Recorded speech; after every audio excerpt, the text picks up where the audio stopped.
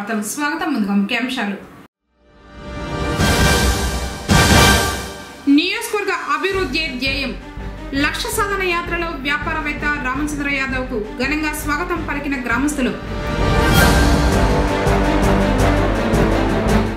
రైతు సంక్షేమమే తెలుగుదేశం పార్టీ ధ్యేయం.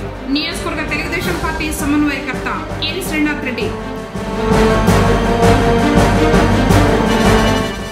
వాహన చోదకులు నిబంధనలను పాటించాలి. ఎస్ఐ అరుణ్ కుమార్ రెడ్డి. వార్తలను వివరాలు. స్వచ్ఛ భారత్ కార్యక్రమంలో భాగంగా పుంగనూరు కోర్టు ఆవరణంలో పురపాలక సంఘం వారు నిర్మించిన నూతన మరుగుదొడ్లను న్యాయమూర్తి బాబు నాయక్ ప్రారంభించారు.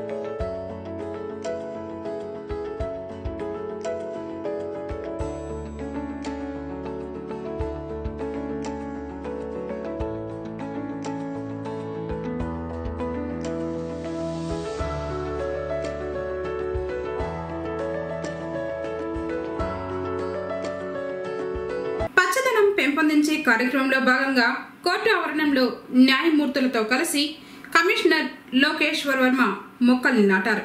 కార్యక్రమంలో న్యాయమూర్తులు భారతి రమణారెడ్డి, న్యాయవాదుల సంఘ అధ్యక్ష కార్యదర్శులు ఎన్ రెడ్డప్ప, మల్లికార్జున రెడ్డి తదితరులు పాల్గొన్నారు.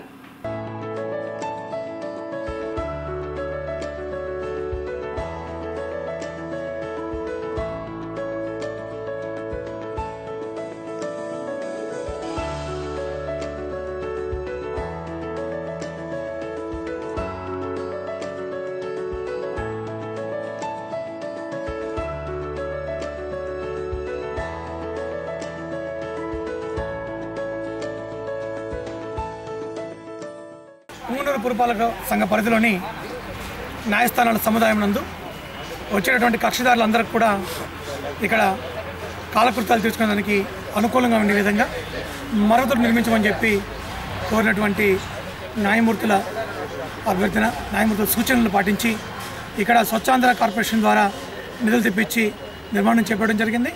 4 లక్షల రూపాయలతోటి ఇక్కడ అధునాతమైనటువంటి మరుగుదొడ్లు నిర్మించడం జరిగింది. స్త్రీలకు పురుషులకు కూడా మరుగుదొడ్లు నిర్మించి మంచినీటి సదుపాయం కూడా అక్కడ ఏర్పాటు చేసే కార్యక్రమం కూడా చేయడం జరిగింది. అనేక మంది చుట్టుపక్కల ప్రాంతాల నుంచి పుంగనూరులో వచ్చేటువంటి కక్షిదారులందరికీ కూడా ఇది సౌకర్యవంతంగా ఉంటుందని చెప్పి తెలియజేస్తూ సహకరించినటువంటి మా న్యాయమూర్తులు ముగ్గురికి, త్రిమూర్తులు ముగ్గురికి, అదేవిధంగా బార్ అసోసియేషన్ అందరికీ కూడా పురపాలక సంఘం తరఫున కృతజ్ఞతా సమాజం సమర్పిస్తున్నాం. అదేవిధంగా నిన్న ఈ కార్యక్రమం ప్రారంభోత్సవం కార్యక్రమం ఉంటుందని చెప్పి తెలియజేసిన వెంటనే గౌరవనీయ న్యాయమూర్తి గారు కోర్టు ప్రిన్సిపల్స్లో కూడా మొక్కలు నాటే కార్యక్రమం కూడా చేస్తే బాగుంటుందన్నారు. మనం ఇదివరకే రాష్ట్ర వ్యాప్తంగా మొక్కలు నాటే కార్యక్రమంలో ద్వితీయ స్థానంలో గౌరవ ముఖ్యమంత్రి గారి దగ్గర కూడా అవార్డు అందుకున్న సంగతి అందరికీ తెలిసిన విషయమే. కోర్టు ప్రిన్సిపల్స్లో కూడా మొక్కలు నాటేదానికి, మొక్కలు నాటి పరిరక్షించేదానికి, ఇక్కడ ఒక మంచి అందమైన ఉద్యానంగా మార్చేదానికి కోరుకున్నటువంటి న్యాయమూర్తుల సూచనల మేరకు ఇవాళ ఇక్కడ మొక్కలు నాటే కార్యక్రమం కూడా చేపట్టడం జరిగింది. ప్రస్తుతానికి కాంపౌండ్ చుట్టూ ఉన్నటువంటి ప్రాంతం మొత్తం మొక్కలు నాటడం జరిగింది.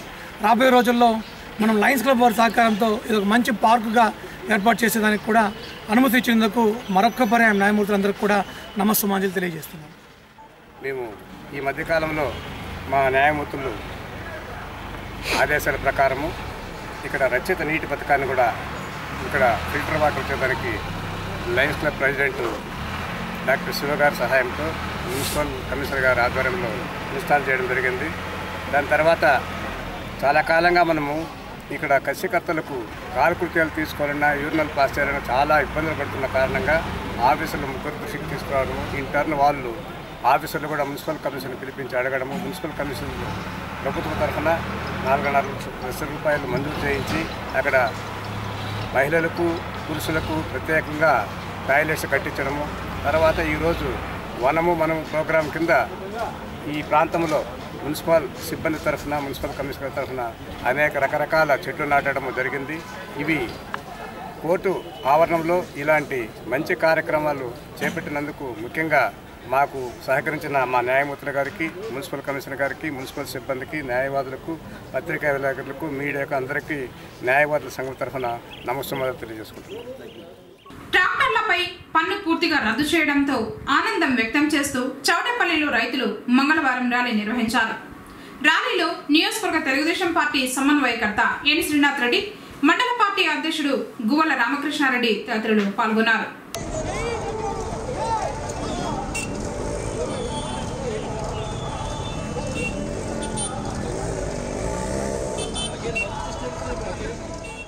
చాలా సంతోషపడుతున్నారు ప్రజలు. ఈరోజు రాష్ట్రంలో ఉన్నటువంటి యావత్తు మహిళా సోదరిమణులు కానీ, వయసు మళ్ళిన పెద్దలు కానీ, వాళ్ళకు ఒక అన్న, ఒక దాపు ఉండాలని ఈరోజు ప్రతి ఒక్కరు కూడా భావించుకునే పరిస్థితి ఈరోజు తెలుగుదేశం పార్టీ పైన అభిమానం పెరిగింది. ముఖ్యంగా మైనార్టీ కమ్యూనిటీలో కానీ, ఎస్సీల్లో కానీ చాలా బాగా స్పందన వచ్చింది. వాళ్ళు కూడా పూర్తిగా ఈసారి తెలుగుదేశం పార్టీని ఆదరించే పరిస్థితికి వచ్చినారు. కాబట్టి చంద్రబాబు నాయుడు గారు చేసేటువంటి కార్యక్రమాలు ఏదైతే ఉన్నాయో ప్రతి ఒక్కటి కూడా ప్రజలకు నేరుగా నిజాయితీగా ఈరోజు అందుతూ ఉన్నాయి.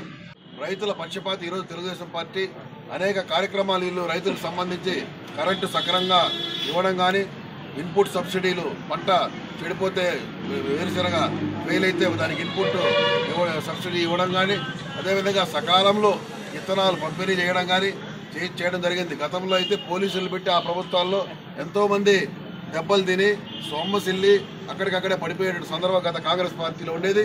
ఈరోజు సకాలంలో ఇంకా పంట మనం విత్తనానికి ముందే 15-20 రోజుల ముందే విత్తనాలన్నీ కూడా సక్రమంగా రైతులకు అందించే కార్యక్రమాన్ని కూడా అన్నీ కూడా మనం చూసాం.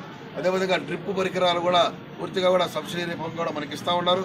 అదేవిధంగా రైతులకు సంబంధించిన ఎస్సీలకు కూడా ఈరోజు కరెంటు కూడా 150 యూనిట్ల వరకు కూడా వాళ్ళు పూర్తిగా కూడా సబ్సిడీ కింద కూడా ఇవ్వడం జరిగింది. ఇండస్ట్రీస్ కూడా ఈరోజు మన జిల్లాలో కానీ రాష్ట్రంలో కానీ ఈరోజు పెట్టడం కూడా జరుగుతూ ఉంది. దీనికి శాఖ మంత్రి కూడా అమర్నాథ్ రెడ్డి గారు మనకు ఇక్కడే ఉన్నారు సోదరులు. కాబట్టి భవిష్యత్తులో ఎవరికి ఏ ఇబ్బంది లేకుండా మన ప్రాంతానికి అన్ని పనులు ఇట్లా ఉద్యోగ అవకాశాలు కానీ, అదేవిధంగా రైతులకు అన్ని కార్యక్రమాలు కానీ, ప్రజలకు చెందవలసినటువంటి అన్ని సంక్షేమ పథకాలు కానీ పూర్తిగా తెలుగుదేశం పార్టీలు అంతాయి. అదేవిధంగా యువకులకు ఏదైతే నిరుద్యోగ యువకులకు నిరుద్యోగ భృతి కింద కూడా 2000 రూపాయలు, గతంలో 1000 మళ్ళా 1000 పెంచి 2000 రూపాయలు కూడా ఇవ్వడం జరిగి వాళ్ళను కూడా ఆదుకునే కార్యక్రమం కూడా చేపట్టారు. మీరు కూడా భవిష్యత్తులో 2-3 నెలల్లో ఎలక్షన్స్ వస్తూ ఉన్నాయి. ఏప్రిల్ కల్లా అందరూ తెలుగుదేశం పార్టీకి సైకిల్ గుర్తుకు మీరు ఓట్లేసి ఏకోన్ముఖంగా అందరూ దానికి మద్దతు ఇస్తే భవిష్యత్తులో మరిన్ని మేళ్లు మన రాష్ట్రానికి, మన ప్రాంతానికి జరుగుతాయని ఈ సందర్భంగా కూడా తెలియజేస్తూ అందరికీ నమస్కారాలు. పుంగనూరు నియోజకవర్గాన్ని అభివృద్ధి పదంలో నడిపించడానికి వచ్చిన తనను రానున్న ఎన్నికల్లో ప్రతి ఒక్కరూ ఆశీర్వదించాలని వ్యాపారవేత్త రామచంద్ర యాదవ్ కోరారు. మండలంలో చేపట్టిన లక్ష్య సాధన యాత్ర 2వ రోజు మంగళవారం మేలందొడ్డి, వనమల్దిన్ని, మేకంచానిపల్లి, కొత్తూరు, మేర్జేపల్లి, అప్పిగానిపల్లి, బైరిమంగళం, మద్దనపల్లి, బర్నేపల్లి తదితర గ్రామాలలో పర్యటించారు.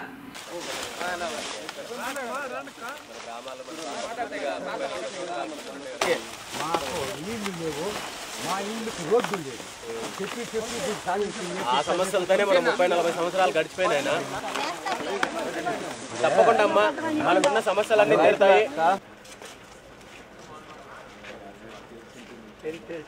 ఇక్కడ ఉండి స్థానికంగా మనకు అందుబాటులో ఉండే రోజులు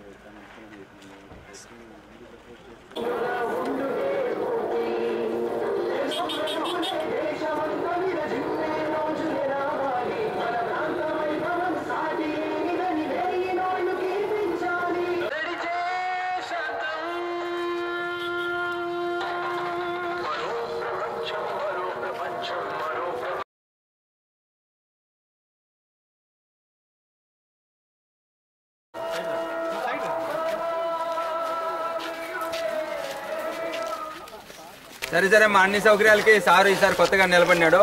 మన సౌకర్యాలను ఎట్లా పంతా తీరుస్తాడు. ఈసారి మనకి సార్ గెలిపించుకొని మనం ముందుకు తెప్పించుకున్నాము. ఉన్నిలే ఇంకా ఒకసారి వస్తాము. అందరికీ చెప్పండి. చెప్తాను.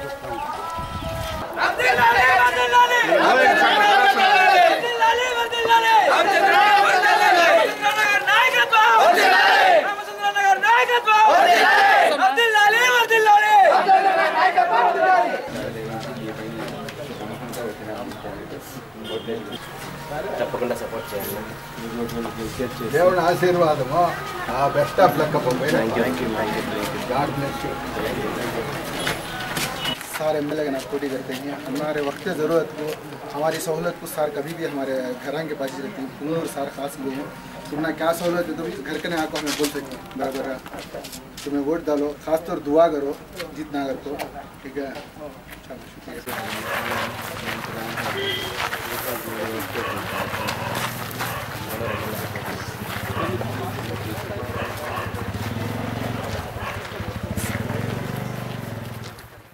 గ్రామాలలో ఆయనకు ఘనంగా స్వాగతం పలికారు. నియోజకవర్గాన్ని అభివృద్ధి పదంలో నడిపించేందుకు ప్రణాళిక సిద్ధం చేశామని వాటికి సంబంధించిన కరపత్రాలను ప్రజలకు అందించారు.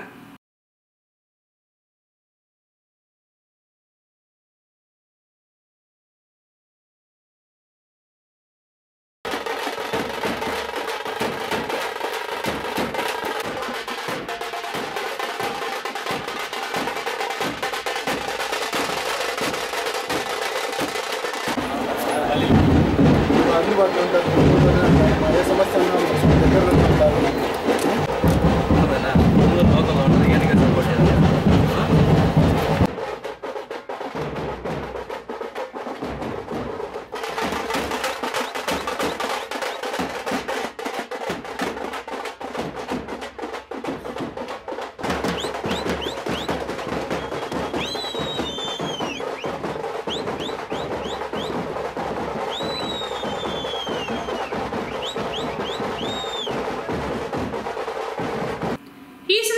ప్రతి గ్రామాన్ని సందర్శించి ప్రజల సమస్యలను తెలుసుకోవడంతో పాటు తాను చేయదలిచిన అభివృద్ధి కార్యక్రమాలను వివరిస్తానని పేర్కొన్నారు. పుంగనూరు లక్ష్య సాధన యాత్రలో భాగంగా ఈరోజు వనమలదిన్ని, మాగాండ్లపల్లి, ఏటవాకలి పంచాయతీల్లో ప్రతి గ్రామంలో పర్యటిస్తున్నాము. ఇక్కడ సమస్యలు తీసుకుంటే కనీస అవసరాలు, చాలామందికి పెన్షన్ రాని సందర్భం ఉంది, చాలామందికి ఇల్లు లేని సందర్భం ఉంది, రోడ్లు అయితే కొన్ని చోట్ల నడచడానికి ఇబ్బందిగా ఉంది, బాత్రూముల్లో ఉన్న నీళ్ళంతా రోడ్ల మీదకి రావడము, ఆ రోడ్లపైనే పిల్లలు ఆడుకోవడము, ఎన్నో రకాలుగా ఇబ్బంది పడుతున్నారు. ఈరోజు ప్రభుత్వంలో ఉన్న వాళ్ళు, పార్టీలు ఉన్న వాళ్ళందరూ కూడా మన రాష్ట్రాన్ని, మన ప్రాంతాన్ని సింగపూర్ చేస్తాము, ఇంగ్లాండ్ చేస్తాము అనే గొప్పగా చెప్పుకుంటున్నారు. కానీ కనీస సౌకర్యాలు ఈరోజు రోడ్లు లేవు, ఇండ్లు లేవు, కాలువలు లేవు. ఇవన్నీ కూడా చాలా ఇబ్బంది పడుతున్నారు ప్రజలు. వీటన్నిటికీ దగ్గరలో పరిష్కారం రాబోతుందని మేము చెప్తున్నాము. ప్రజలందరూ మమ్మల్ని ఆదరిస్తున్నారు. పుంగనూరు ప్రాంతము తప్పకుండా రాబోయే రోజుల్లో అభివృద్ధి చెందుతుందని కోరుతున్నాను. Thank you. కార్యక్రమంలో చంద్రారెడ్డి యాదవ్, గిరీంద్ర ప్రసాద్, అప్పిరెడ్డి నారాయణస్వామి, సురేష్, నాగార్జున, శంకర, శ్రీనివాసులు, లింగయ్య, గంగాధర్ నాయుడు, ప్రతాప్, వంశీ, మహేంద్ర, హరీష్, నాగరాజ్ రెడ్డి తదితరులు పాల్గొన్నారు. మన యువ నాయకుడు, ఎంతో ఆదరణ చొరగొంటున్నటువంటి యువతని అట్రాక్ట్ చేస్తూ యువతలు ఎంతో ఉత్సాహంగా ఈరోజు రెండో రోజు మాకు ఎంతో అనుభూతిని తెచ్చింది. గ్రామాల్లో పర్యటిస్తుంటే మేలందొడ్డి నుంచి మొదలుపెట్టి వనమలదిన్ని, మేకంజానపల్లి, కొత్తూరు, ఈరోజు ఏడూరు దాకా రావడం జరిగింది. ఈ పర్యటనలో గ్రామాల్లో తండోపతండాలుగా ముందుకొచ్చి గ్రామాల్లో ఉన్న సమస్యలు, వాళ్ళ బాధలు తెలియజేస్తుంటే ఆయన వాళ్ళకి ఎంతో స్పందనగా అన్ని విషయాలు క్షుణ్ణంగా విని, ఇంకా ఇలాంటి పరిస్థితులు గ్రామాల్లో నెలకొన్నాయి, ఇలాంటి పరిస్థితుల్ని రూపుమాపడానికే నేను రాజకీయాల్లోకి రావడం జరిగింది. నేను ఎంతో భవిష్యత్తు ఆశించి వేరే విధంగా ఉండాలనుకున్నాను. కానీ ఇలాంటి విద్యార్థుల భవిష్యత్తు, గ్రామాల్లో బీద బిక్కుల బాధలన్నీ కూడా చూసి చలించిపోయి ఈరోజు రాజకీయాల్లోకి వస్తున్నానని చెప్పి తెలియజేసి, ఈ సమస్యలన్నీ కూడా నన్ను ఆదరించండి, మీ ఆదరణ నా మీద చూపించండి. ఖచ్చితంగా ఈ గ్రామాల్లో కనుక్కున్నటువంటి విద్యా వ్యవస్థ అయితేనేమి, ఉపాధి కల్పించడంలో అయితేనేమి, వైద్య విధంగా అయితేనేమి, ఎటువంటి సామాన్య మౌలిక వసతులన్నీ కూడా నేను కల్పించాలని చెప్పి హామీ ఇస్తూ వాటిని నెరవేర్చేదానికే నేను రాజకీయాల్లోకి వచ్చాను. నాకు ఆదరించి మీ ఆదరాభిమానాలు నా పైన ఉంచండి, మీ నమ్మకాన్ని నా పైన ఉంచండి, ఖచ్చితంగా సాధిస్తానని చెప్తూ ఆయన ముందుకెళ్తుంటే గ్రామాల్లో ఆయనకు అపూర్వ స్వాగతం పలుకుతూ ఈ గ్రామాలన్నీ కూడా సాదరంగా ఆహ్వానిస్తూ ఈరోజు ఇంత ఎండాకాలంలో అసలే అప్పుడే సమ్మర్ వచ్చేసినట్టుగా ఉన్న సమయంలో కూడా ఇండ్ల దగ్గర అందరూ ఎదురు చూస్తూ ఇంకా మా ఊరికి రాలేదు అన్నట్టుగా చూస్తూ ఈరోజు ఇంతమంది సాదర స్వాగతం పలికి ఆయన ఆదరిస్తున్నారు. ఆయన లక్ష్యం ఒకటే, రాష్ట్రంలో ఆదర్శంగా ఈ నియోజకవర్గాన్ని తీర్చిదిద్దాలనే లక్ష్యంతో ఆయన ముందుకొచ్చాడు. మనమే మనకై లక్ష్య సాధనకై అనే నినాదంతో ఈరోజు ఈ గ్రామ ప్రకటన సాధించిన రెండో రోజు దిగ్విజయంగా జరుగుతూ ఉందానికి దానికి సహకరించినటువంటి గ్రామస్తులకి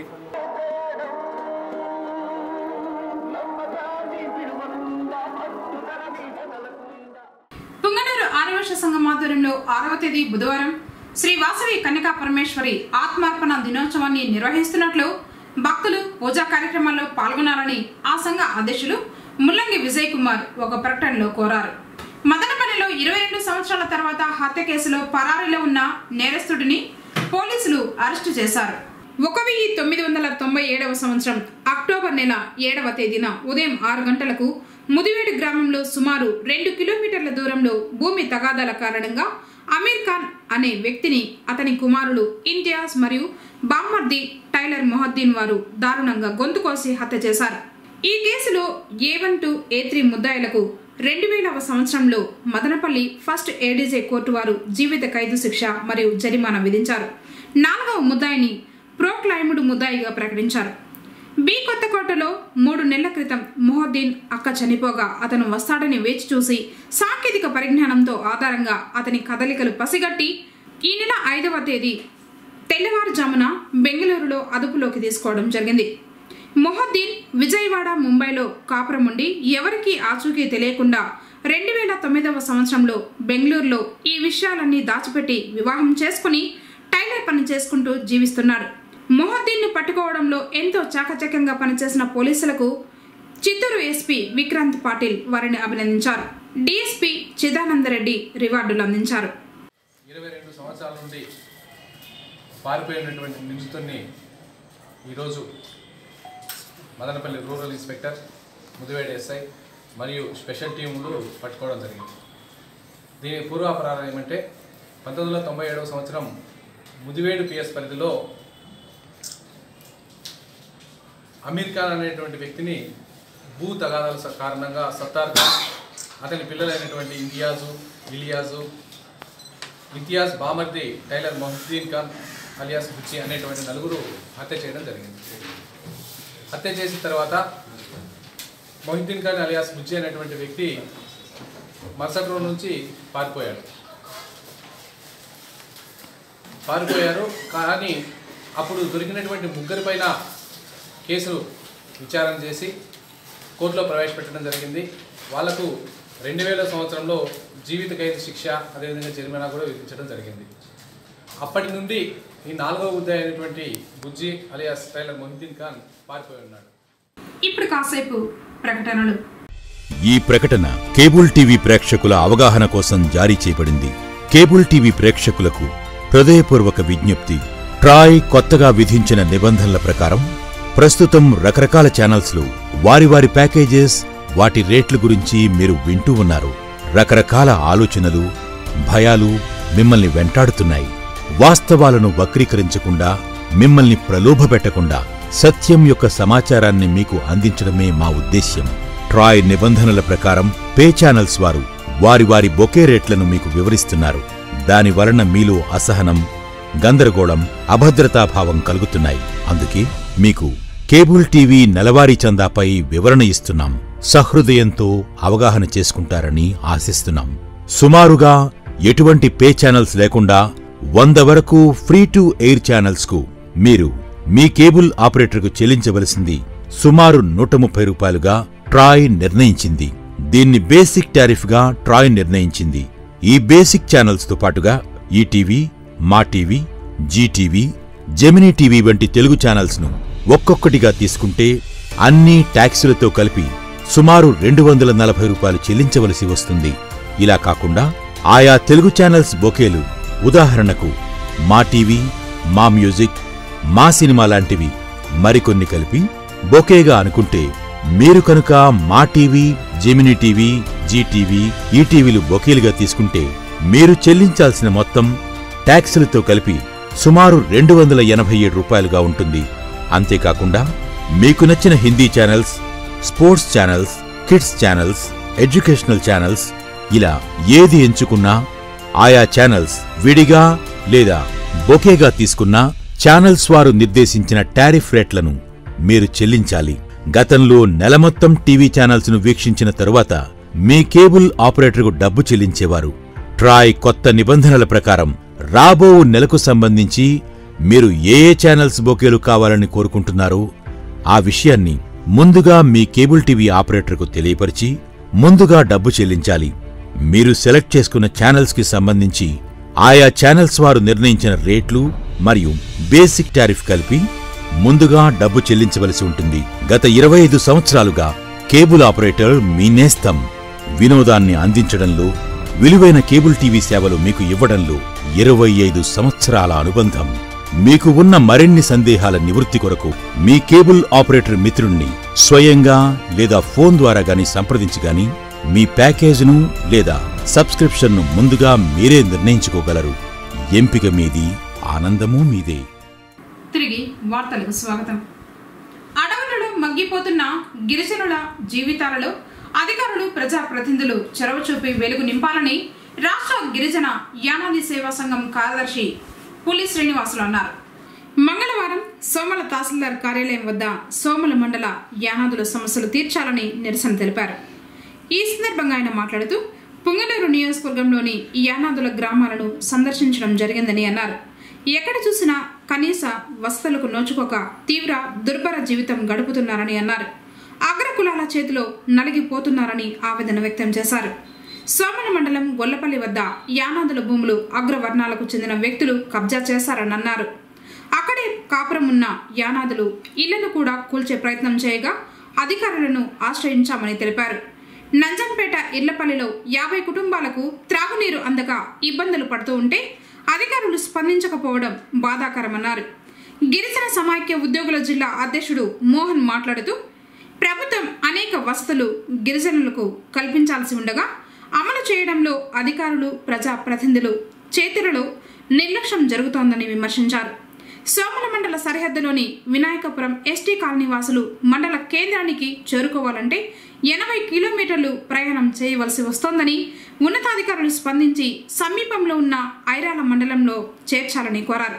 కార్యక్రమంలో వివిధ సంఘాల నాయకులు గంగిరెడ్డి, ఆదినారాయణ, గంగులప్ప, రమణయ్య, దీప, లక్ష్మయ్య, సిద్ధు, సావిత్రమ్మ, నరసింహులు, సుబ్రహ్మణ్యం తదితరులు పాల్గొన్నారు.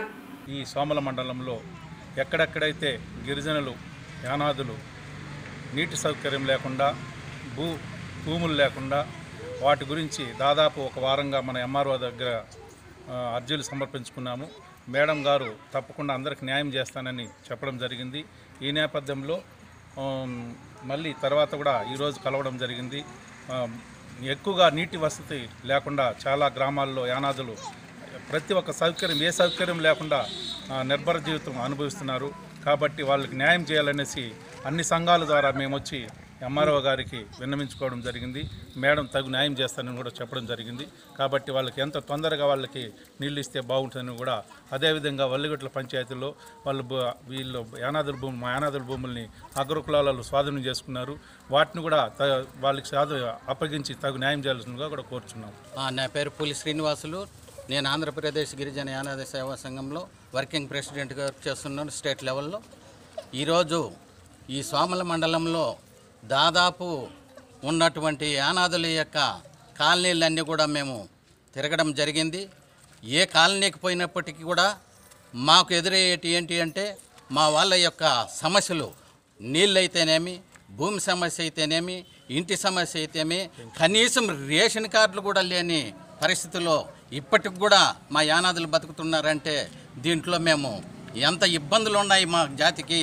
మేమందరం కూడా ఈ ఆంధ్రప్రదేశ్ గిరిజన యానాది సేవా సంఘాన్ని ఒకటి స్థాపించి ఇటువంటి సమస్యలన్నీ కూడా తీర్చడానికి మాతో వీళ్ళందరినీ కలుపుకొని ముందుకు పోవాలనే ఉద్దేశంతో వాహనాలు నడిపే ప్రతి ఒక్కరూ తప్పనిసరిగా మోటారు వాహన చట్టంలోని నిబంధనలను పాటించాలని పుంగనూరు ఎస్ఐ అరుణ్ కుమార్ రెడ్డి పేర్కొన్నారు.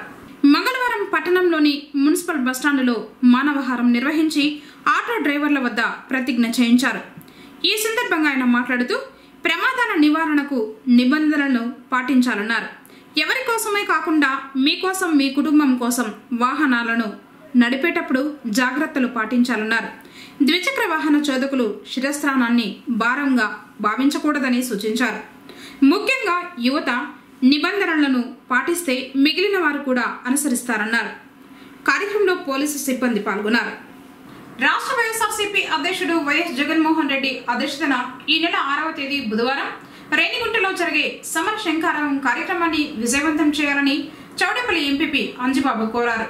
ఎంపీపీ ఛాంబర్లో నిర్వహించిన మండల వైఎస్ఆర్సీపీ బూత్ కమిటీ కన్వీనర్లు, మెంబర్ల సమావేశం నిర్వహించారు.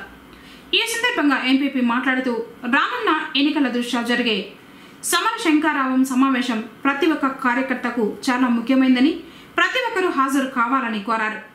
కార్యక్రమంలో జెడ్పీటీసీ రుక్మిణమ్మ, వైఎస్ఆర్సీపీ మండల అధ్యక్షులు గాజుల రామ్మూర్తి, నాయకులు రవిచంద్రారెడ్డి, పద్మనాభరెడ్డి, నరసింహ యాదవ్, కాగతి రామకృష్ణ, కళ్యాణ్ భరత్, కృష్ణారెడ్డి, మునిరత్నం, ఉదయ్ రెడ్డి, నవీన్, బూత్ కమిటీ కన్వీనర్లు, మెంబర్లు పాల్గొన్నారు.